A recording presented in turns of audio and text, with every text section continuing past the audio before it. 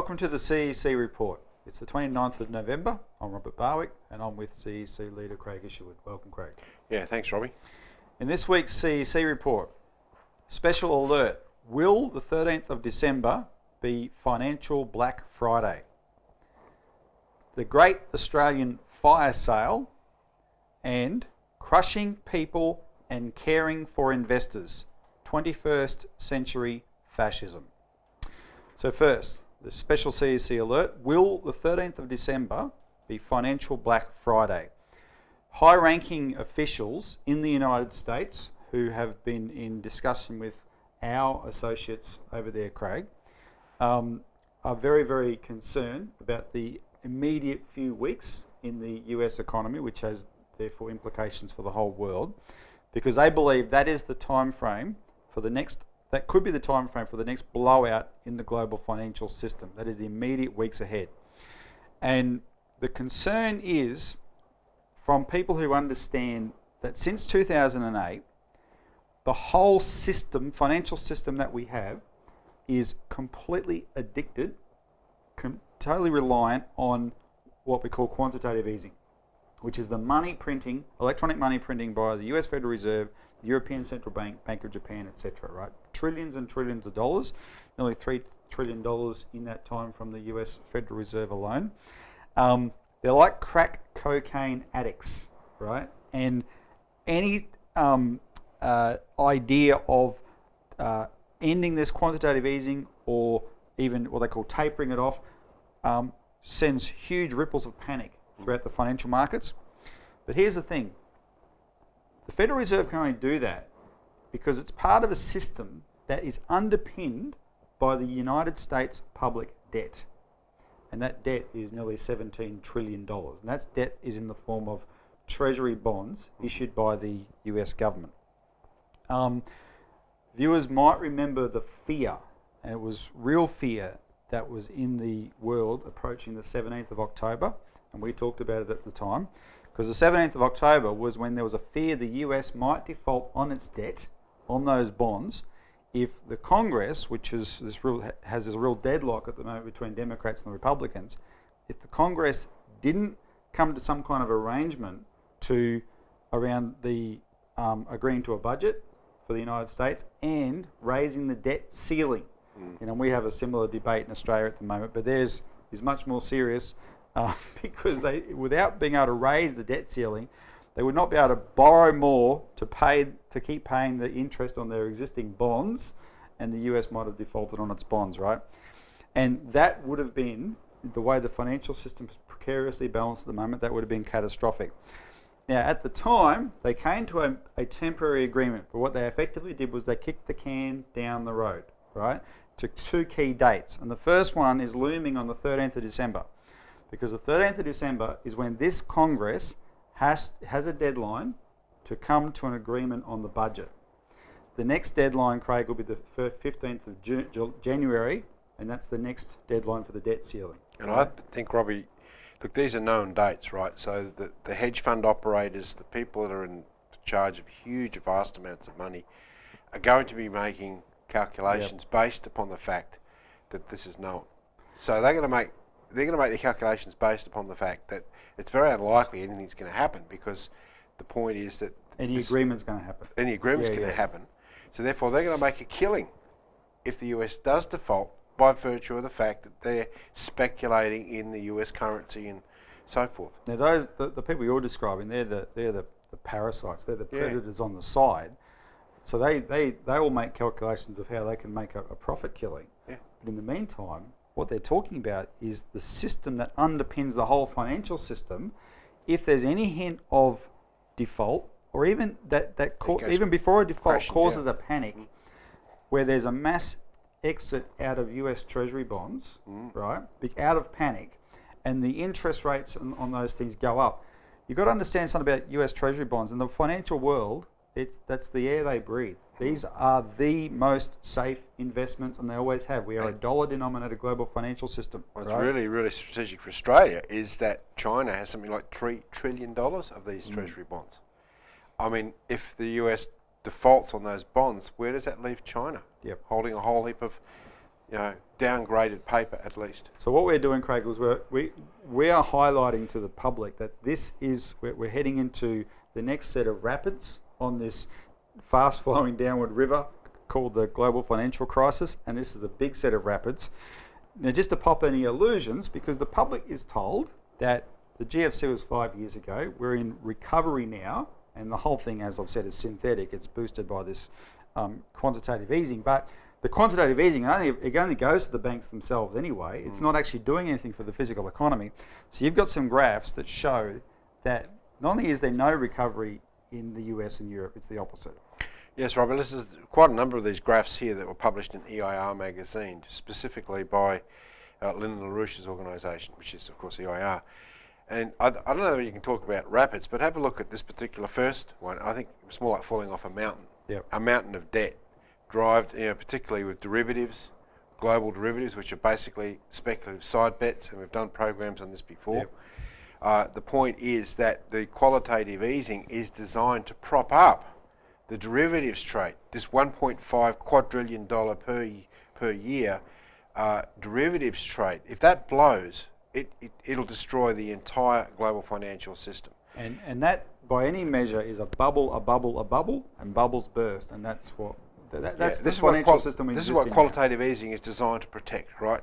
But it has a real effect when you keep pumping money into a bubble. And if you have a look, for example, look where does the money go? Well, it's going into the US banking system.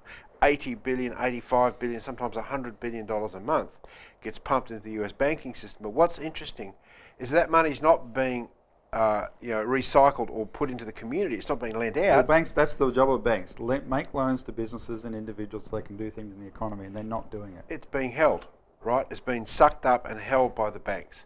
So that shows you that US banking activity has actually declined since the global financial crisis. It hasn't increased. This is all speculative activity that's going on here. They're hanging on to things. And you can get a measure of that in the next graph, which is a labour participation rate. Where do people work? They work in jobs, they work in industry, manufacturing. Traditionally has employed a lot of people. In the US, it's collapsed down to something in the vicinity of 62, 63%. And Craig, this is particularly important because if people followed US election politics, for example, a big issue was what's unemployment every month, because if Barack Obama couldn't point to it unemployment dropping, he was seen to be doomed. So every month statistics came out that the unemployment's going down. What this graph shows you is that the unemployment going down was purely statistical. It reflected the people who'd given up looking for work, because if you give up looking for work and you're not deemed to be participating in the labour force, you're not counted as unemployed anymore. Yeah, and this is what this labour participation rate exactly shows, Robbie. But look, you just mentioned unemployment, right? Well, look at this. This is a measure of Europe. We talk about this on the show a lot. Look at this. Look how it's gone through the roof since 2008, because the physical side of their economy has been smashed. You've got massive austerity in Greece, Spain, Portugal. It's creeping up in Italy, Ireland, Cyprus, and of course, youth unemployment is getting up to something close to 60% in Spain. What future do those countries have when 60% of their youth now are not employed? What are they? They're not learning the skills. That's the problem. That they'll need to run the economy. This requires an enormous change in the way that people think about the economy, and we haven't seen anything like that even in this country. No. And you can have a look. These two graphs, next two graphs, really go side by side, and you can see the difference of the change since 2008 to 2012. This is just after the global financial crisis, and then you look at today. What that also shows you, Craig, is not just those headline countries of Spain and Italy and Greece. Our youth unemployment is going up everywhere, right across Europe.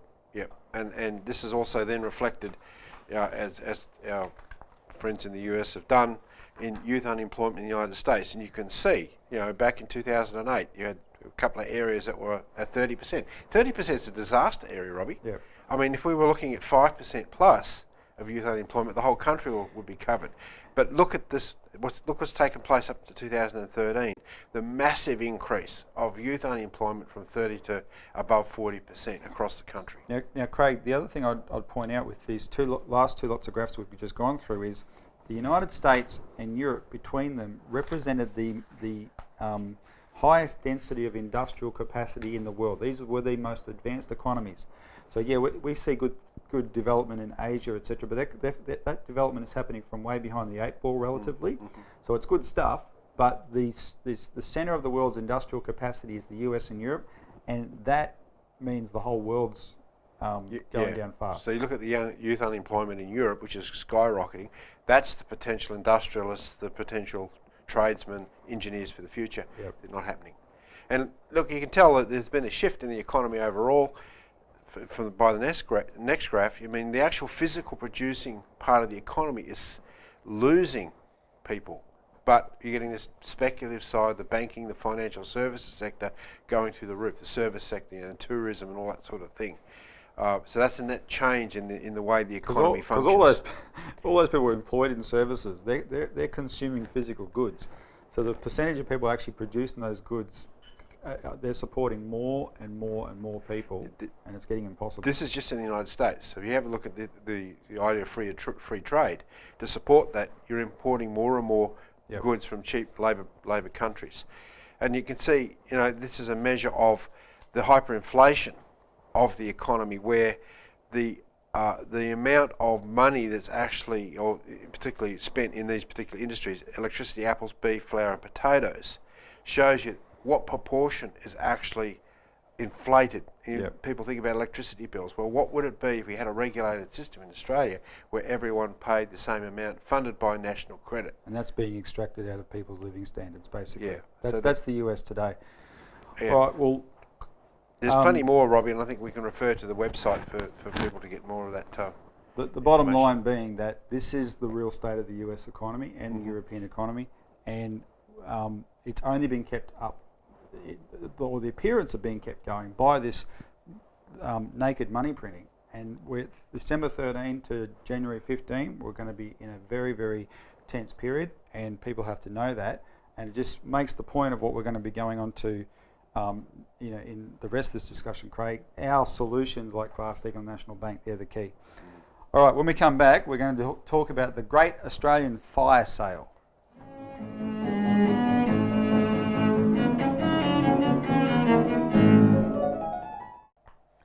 Welcome back to the CEC Report. The Great Australian Fire Sale. Now, Craig, before we go into this, we've got some breaking news, which is actually good. It relates directly to this topic. Joe Hockey today has just announced that he will not allow Archer Daniels Midland to buy GrainCorp. In other words, according to our press release, Robbie, we're not going to put lipstick on a pig. We're not going. Oh, very good. We're not going to put lipstick on a pig. Because we put a press release out about this as soon as it's happened, saying, look, this is a criminal organisation here. Why are they coming in to take over such a strategic industry as the grain handling industry here on the East Coast? So we played a role in this decision, but let's talk about the politics of it at the end, because it doesn't change the material of this particular segment. Hockey is running around basically putting a big red mark down sign on everything, and he appears to be gearing Australia up for the biggest fire sale of assets since Jeff Kennett. Now there's two types of assets. They're trying to sell off strategic private companies, and by strategic I mean like GrainCorp. Now that one's failed, and Hockey's probably very disappointed he couldn't sell it. So GrainCorp has failed. If you've heard the news this week, the question of Qantas has come up. Now Qantas is yes, it's private, but it's our national carrier. I'll point out, Craig, both GrainCorp and Qantas were formerly public companies, and there's a good reason they were, right? So they shouldn't have been privatised in the first place. But anyway, so they're strategic though. He's saying they should be sold. We need foreign investment. But then he's also proposing a full-bore privatisation of public assets. And he's actually offering the states money if they will go and sell their public assets. He's saying that you've got to sell your existing infrastructure to the private sector so you can raise the money for new infrastructure, right? However, Australians hate privatisation for good reason. We've experienced it for 20 years now. What has it got us, right? And so even Campbell Newman in Queensland is balking at what is going on. Now, here's the thing. This whole agenda of privatisation is a scam, but it's a specific scam to actually bail out the financial system. Since 2008, Craig, you've had all the trillions and trillions and trillions of dollars that sit in funds around the world, mutual funds, pension funds, bond companies, etc. There's trillions and trillions of dollars. Outfits like JP Morgan, I think, JP Morgan held something like $16 trillion under custody. It manages these kinds of funds. Well, the GFC, the Lehman Brothers meltdown, spooked the whole system, right? And we talked a little bit before about how banks aren't lending money, etc. There's a lot of, anyone who knows how the system works still spooked. So what they're doing is they're desperately looking for places they can park their money that can give that money value, right, in the form of an income stream that's guaranteed. And what do they want to do that? What do they decide is the best thing to do? Longer term investments now in infrastructure, right? But they're parasites, so they're demanding the mass privatisation of public assets so they can park themselves in those things and have a captive customer base. Like buy an electricity company, we have to give these funds the money. Buy a water company, we have to pay our water bills. And quite often they guarantee that cash flow from the government. No, exactly. For 100 years. The government pays a premium for them to do this, right? The whole thing's a rip-off. And then they say, in terms of hockey's argument, but it gets us money now. If we sell these assets, we get money now so we can build new infrastructure. But the building a new infrastructure is the same scam because they build them as public-private partnerships where the public money the government puts up is to take all the risk so that private corporations can be partners in it and get all the profit out of it, right? And again, they want to do that. So we live in a brave new world, free market world, where you can't subsidise farmers or those types of important sectors of the economy, but you can subsidise big, wealthy, globalist investors, right? This is one of the overarching agendas right now. But the good news, let's go back to GrainCorp. We're getting a pretty good handle on Joe Hockey. This guy is quite ideological, and we're going to talk about it a bit more in the next segment. I've no doubt he really wanted to sell GrainCorp. It's an article of faith for the Liberals. He couldn't. Why do you think that is? Well, I think we raised such a stink on this, Robbie. I mean, I was on Radio 2SM in Sydney because immediately we put the press release out, lipstick on a pig, a hockey must not throw GrainCorp into ADM's trough. We got the backlash of this whole privatisation scam. And the announcer that I was talking with, he went overboard. He went over the top, really, to denounce ADM about who they were. And this is what you find in the population. People don't want privatisation. This is a rip-off. People see that they're being pitted against the private interests of private companies, of private boards of directors, of private shareholders. And this should never be the case with publicly owned infrastructure. This has only been going on for 30 years.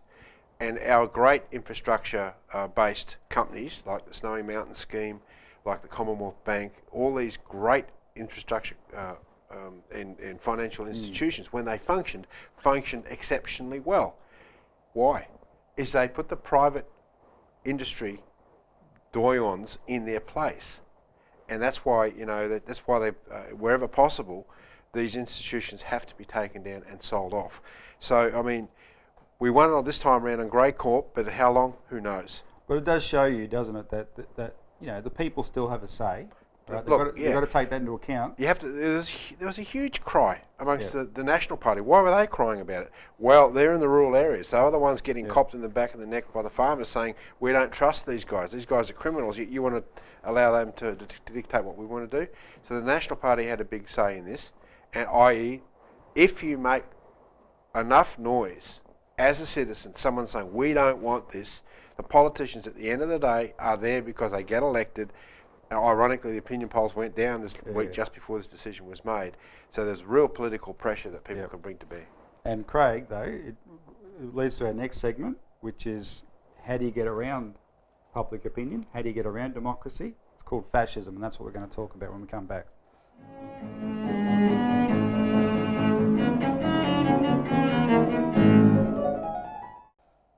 Welcome back to the CEC Report.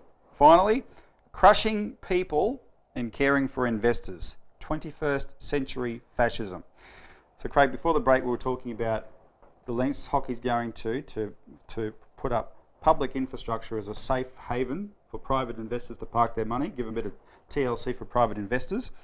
What's the other side of the equation? How does hockey intend to treat the population?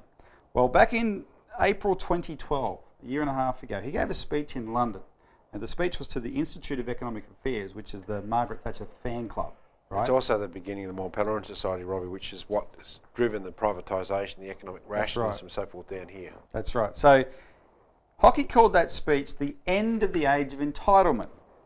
You know, this is, at first I thought he was going hippie. You know, This is the ending of the age of entitlement. What does he call entitlement though? Well, it turns out to hockey, entitlement is not the entitlement the banks feel to have a regulation-free financial system so they can plunder and gamble with derivatives and extract the wealth out of everyday people for their profits. It's not that entitlement. That's the kind of entitlement his wife's made millions of dollars from in commissions, trading derivatives for Deutsche Bank. It's not that entitlement. Entitlement is, quote, government spending on education, health, housing, subsidised transport, social safety nets and retirement benefits. Now, hockey made it clear in this speech, Craig, he shares JP Morgan's attitude. Now, JP Morgan complained earlier this year that the anti-fascist measures in the post-World War II constitutions of the southern nations of Europe, which were put in there so you wouldn't have fascist dictatorships anymore, those are things that are now getting in the way of good economic management of Europe. Those measures. JP Morgan explicitly said that. Hockey shares that. He goes, quote, as we've already witnessed, it is not popular to take entitlements away from millions of voters in countries with frequent elections.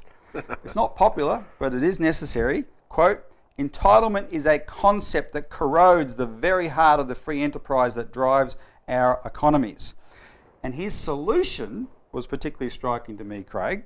His solution is a strong government. And it really reminded me, back in the Depression, Australian businessmen approached General Sir John Monash, the World War I hero, and said, we need you to run a coup and become a dictator so we can have sound financial management in Australia. Well, hockey says we need a strong government. Quote, a weak government tends to give its citizens everything they wish for, heavens above. A strong government has the will to say no. Which is augurs for what's going to come for the future, isn't it? No, exactly. And then, but here's the bottom line, Craig. It's not actually the government that's going to be strong. The power, and hockey was explicit in this, the power is in the hands of the international banks. Quote, in today's global financial system, it is the financial markets, both domestic and international, which impose fiscal discipline on countries. Lenders have a more active role to play in policing public policy and ensuring that countries do not exceed their capacity to service and repay debt. And then he gives the example of Europe, where in southern Europe, in Greece, at the demands of the bankers and the European Central Bank and the IMF and that, I mean, they have gone through and slashed and burned their social safety nets, and you know, people are dying en masse because of these policies, but that is the bankers' right to dictate it. And hockey's chilling final statement was, Adam Smith's free hand is perfectly capable of forming a fist to punish nations who ignore the fundamental rules. Who elected hockey? Adam Smith or the people? Well, that's the point, isn't it? Yeah. And if this is someone who is showing by his philosophy, democracy, you know, he's in a safe seat. You'd have to be elected with a view like him, right? Democracy is in name only, right? These people think it gets in the way. That's chilling. Yep. That's his. So people, we are fighting fascism, and that's this week's CEC report. So tune in next week for more.